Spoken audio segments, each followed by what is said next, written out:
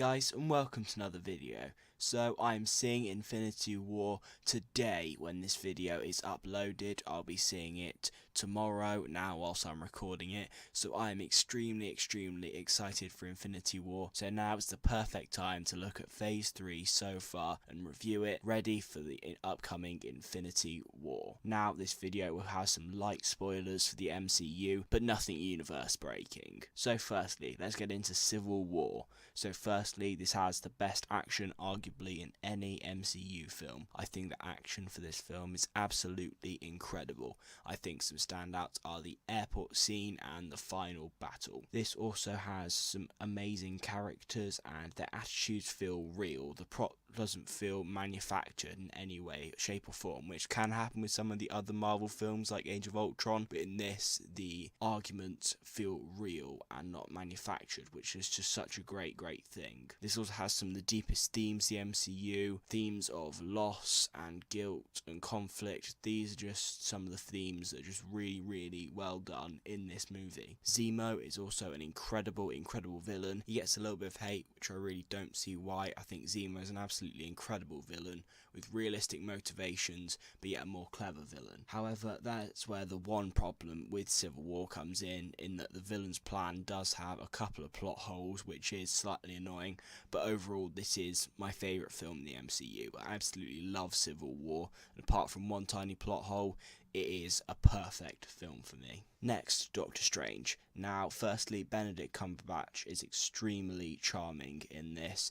He just gives such a great performance. I wouldn't necessarily say he's likeable, I think, especially because in the first half he's extremely arrogant, but overall this just is such a great performance from such a great actor. The supporting cast is also great. Tilda Swinton does such a brilliant job. Wong is really great. All the supporting cast is really good. Special shout out to Mordo. He really gives such a Shakespearean performance. That's such a great thing for this film. Action scenes are really creative with all the magic stuff, and I think that's so cool. It's a really different element of the action in the MCU, and I really like that part of it. The third act is also incredible with the I've come to bargain scene and the fighting in a city being destroyed backwards. I think those are just such really cool creative elements. However, I think it skips Doctor Strange's training really too much. The film is under 2 hours, and I feel like if the film length had been increased a bit by about 15 or 20 minutes, then you could have really told the progression and growth of Doctor Strange, but instead it does feel like there's a hole in the middle, which I'm really not a massive fan of. The villain, played by Mads Mikkelsen, is really just quite also a generic villain, which really isn't a good thing. I think Marvel's had too many of the generic villains, and Caecilius just really falls into that trap, which is just such a big shame. Next is Guardians 2. So really, this is a comedy, and it's a really funny film. I think not all of the jokes always land, but about 70% of the jokes land, and when they do land, they are pretty hilarious. The action in this is also pretty decent. There's no real standout moment apart from maybe Yondu's arrow sequence, but I think that the overall action is pretty decent. The soundtrack to this is really nice. Awesome Mix Volume 2 is another great soundtrack that I listen to constantly. But the main selling point of Guardians Volume 2 is the charming return of characters that we all like from the original, and Chris Pratt and Zoe Saldana, they're all just still really good, and you really like them, and that's what makes this movie a really good film.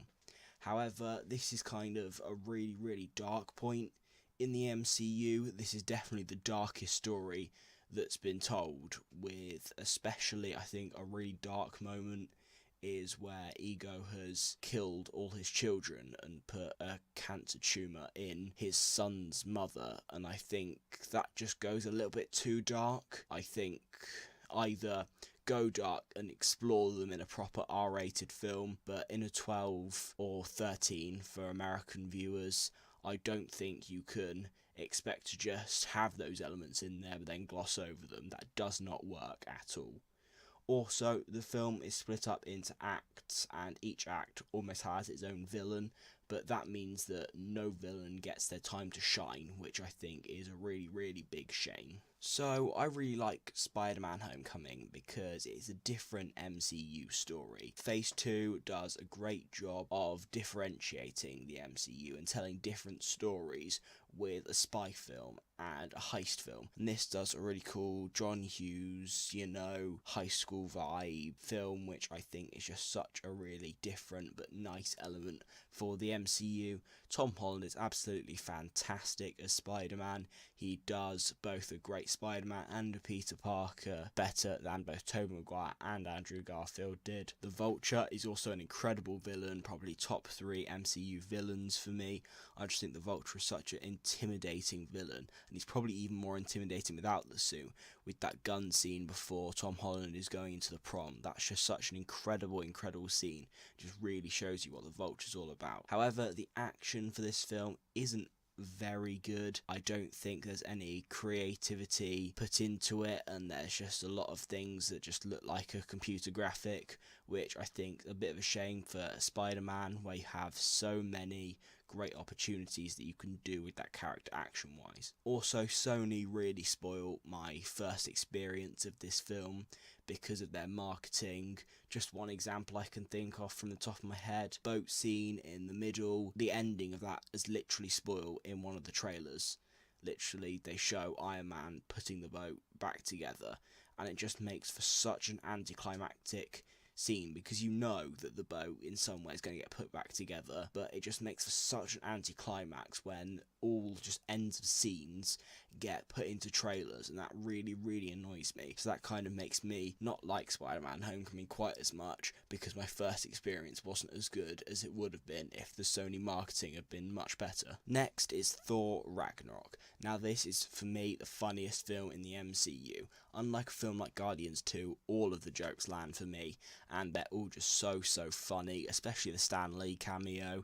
They're all just such great funny jokes, and that makes for a really incredibly funny film. The action is also incredible. I love the Thor vs Hulk and the final battle scene. All of those are just pieces of incredible action. Characters are also amazing. Thor returns and he's great. Hulk, same as Thor, and then you have new characters like Valkyrie and the Grandmaster, who managed to live up to great characters like Thor and Hulk, which is really impressive. It also tells 2 great stories, both the Ragnarok stuff and the Planet Hulk stuff. They're both so intricate and delightful, and I love both stories to pieces. And I think this is a film which you can love more and more every time, because on the first watch I kind of felt like the 2 stories didn't mesh very well, but on the second and third viewing I kind of felt like they didn't really need to mesh, because that wasn't the type of story they were telling.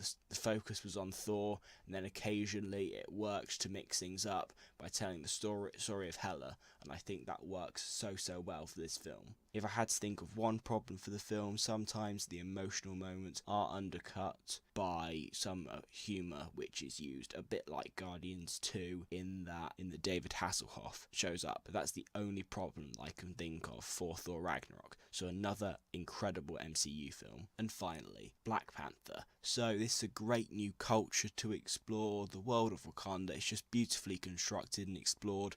The world building for this is absolutely incredible, and I love seeing the world of Wakanda. Characters also incredible. Chadwick Boseman is amazing, and then you have characters like Okoye, Nakia and Shuri, who are absolutely incredible female characters, which is great for this universe. The villain, Killmonger, is almost Loki level in terms of villain for me. I just love Killmonger. However, some of the action scenes are slightly generic and boring. For example, we've revisited the Phase 1 Marvel trope of putting our hero up against a slightly advanced version of themselves, which is slightly annoying. Also, the internet has slightly overhyped this film, making it seem like the best film ever. No, not really, because the action's a bit generic and it doesn't tell as much of a complicated story as I'd have liked it to, but overall it's still a fine film. So that was my review for Marvel Phase 3 so far.